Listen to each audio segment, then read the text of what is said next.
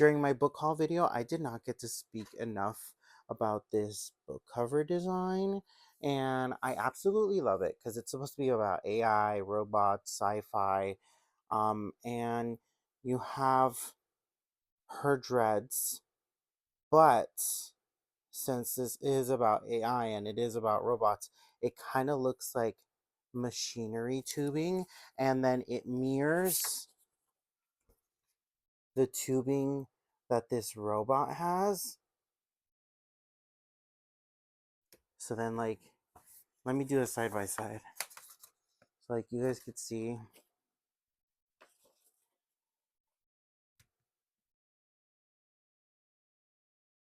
It's just, it's so satisfying to see how these two covers match up, but they're so different in their design. So, this has like computer chips and like sequencing on here, and this is like, so she's the natural product on this um book cover design, and the computer chips are what is like computer and artificial. And then on this one, on the inside, you have the nature on the background, and then the artificial right here. And this is supposed to be the book that the author in this book, so authorception, book within a book, writes. So this is the book that it is, Death of the Author, but the author in this book writes this book, The Rusted Robots, and it's a sci-fi book that she kind of loses the narrative of. You can see the dolphins and the nature, and for sure that's going to have something to do with the book, of course.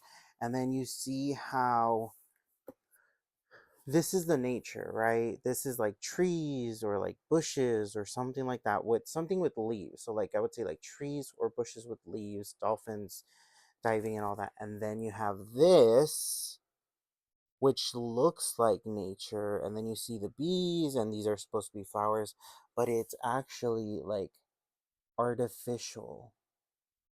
So I like already how this is like playing, and like it's already telling kind of a story without you having read the actual book.